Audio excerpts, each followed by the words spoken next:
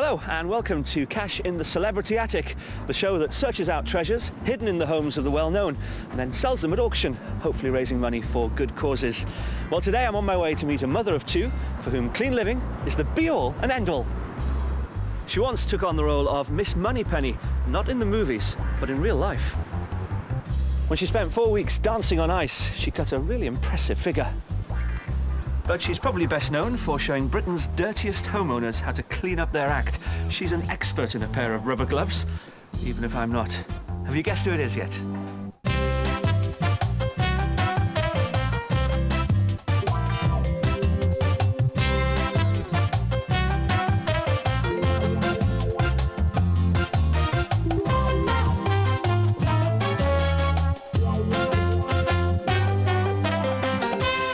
I'm in London on my way to meet Aggie MacKenzie, and no doubt I'll be finding out how clean her house is. Well, it looks like she's got our lunch on the go already. Aggie MacKenzie has been a regular fixture on our screens since 2003, when the first series of How Clean Is Your House hit our screens.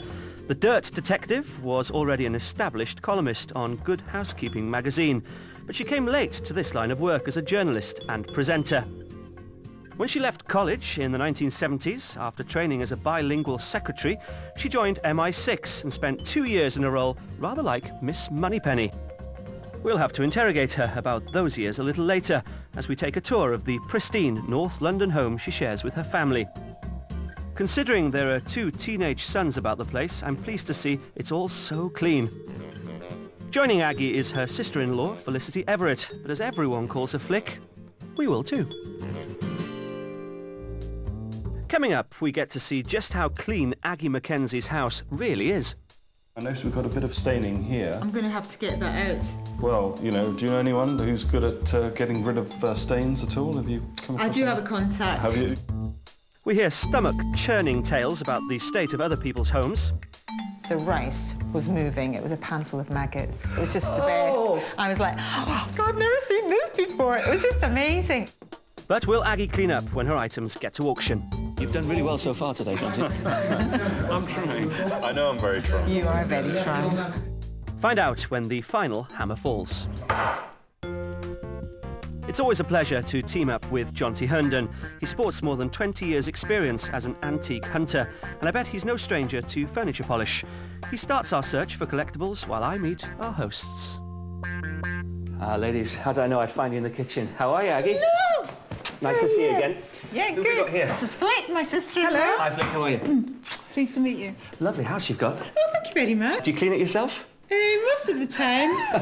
Don't look for any cobwebs, you might really? find them. Yes. No chance. So I presume you've called us in because you want to raise some money for charity? Yes, I do, for my charity, Hackney Youth Orchestras Trust. Okay. Yes, and I mean, I haven't got that much actually, because I did take part in a charity auction a few years ago, and I love to get rid of things all the time. So I did have a rummage around and try to find a few things. I hope they'll be of some use to somebody. I can't believe she's saying now she's got nothing. I'm sure you've got loads and loads of treasures. How much do you want to raise?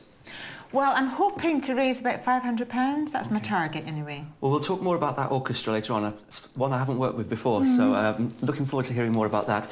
The good news is that Jonty's here, our expert. He's already got his hands in boxes, no doubt. Excellent. Let's see what he's found. Come on, follow me. Right. Aggie's stylish and tidy pad is minimalist in terms of its contents. It's all very attractive, but will these shelves and cupboards offer us enough to make that £500 target? Maybe Jonty's had a chance to find out. What did I tell you? He's found something already. I found this at the top of your house. I remember this. What is it? Very well. Actually, this is part of a pair. And my sister and I were at a flea market one day. This is years and years ago. And we both liked it, but neither of us could afford to buy the pair. So we decided to buy the pair between us and split it. Yes. So the other one's now in New Zealand, actually. Right. And I think she still has it. But I think they're essentially to go on top of a dressing table or a chest of drawers for trinkets and jewellery and stuff. It is dressing table. These sit on top of a dressing table. And I was just, if I pop this down, hence the reason why we've got 2 holes in the top there, because that supports a mirror that sits in the middle. Okay, so that's what people have done in the past. They've taken the dressing table and almost like taken away the best bits. So these little chests of drawers have become separated. Why did this grab your attention then? Small little chests of drawers like this are always very saleable. If you think about how old that is, that's probably 150 years old. Because of the two little holes, they might put a few people off, but we're still looking at £30–50 at auction. Will it be sad to see it go, though? No, if it goes to good home and it's raising money for good cause, that's fine. Yes, yeah. No, that's absolutely fine, and that will sell without any problem at all. Fine. Come on, let's carry on. Yeah. That's a modest start, so let's hope the antiques keep on coming. While we've been chatting, Flick's been turning over the study. Let's hope she didn't find any top-secret documents left over from Aggie's MI6 days. She soon discovers a silver case full of costume jewellery. The collection includes a gold chain and several brooches. Costume jewellery has been around for almost 300 years, dating back to a time when noblemen and women needed low-cost look-alike baubles to wear on long journeys, so they wouldn't lose anything valuable if the highwayman struck, which he did. These items date to the late 20th century, and Jonty thinks they're worth about £20 to £40. Jonty's checking out the study too. Maybe there's some more treasure to be found there. Flick, can you have a look at this clock with me? Do you think this is an object that might be saleable? I think I might buy that. I like it. Really? Yeah, it's attractive, isn't it? Do you know what sort of style we're looking at here? 30s, maybe? Spot on. Is it? Absolutely. Yeah. It's 1920s, stroke 1930s. It's Art Deco. Art Deco used a lot of chrome, so here we can see the chrome fascia, the outside of the clock itself. And then it's contrasted by this sort of black stroke ebony decoration that we've got here. And look how simple it is. Now what I find so extraordinary about the Art Deco period is there's a complete contrast to the designs that went before. So if you think about that heavy Victorian look, if you think about that, you know, really busy decorations that went on, and then all of a sudden Art Deco, incredibly simple. And somehow Art Deco works in a modern setting as well. Yeah, it's really stylish. You like it? I do, yeah. Now, if you look at the back, if you look at the workings, this was the new technology of the time, an electric clock. All of a sudden, you know, from mechanical workings, you had an electrical working as well. So it was something new to have on your mantel shelf. Now, we can't put that it's working in the catalogue simply because we can't prove that, or the auctioneer can't prove that. So it is buyer beware. And that's the reason why we can't put a massive estimate in the catalogue, but it's still worth selling, and these do sell pretty well at auction.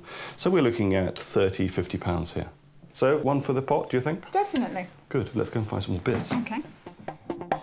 Well, let's hope the bidders appreciate the value in this attractive timepiece come auction day. 20 a bid, 22, 24, Keep going. 28. So what are Aggie's chances in front of this frugal crowd? Find out later. She wants to make £500 for her charity, and so far we've found items with a total estimated value of £80. She did warn us it might be tough going. Jonty's still at work though, good old Jonty. Unfortunately, this decanter is not destined for the sale room. Come on girls, stop messing around. And there's one thing that Aggie and I have in common, it's our love of lycra. Yes, we've both taken part in TV dance shows. Still, it's a history and espionage I'd like to hear more about.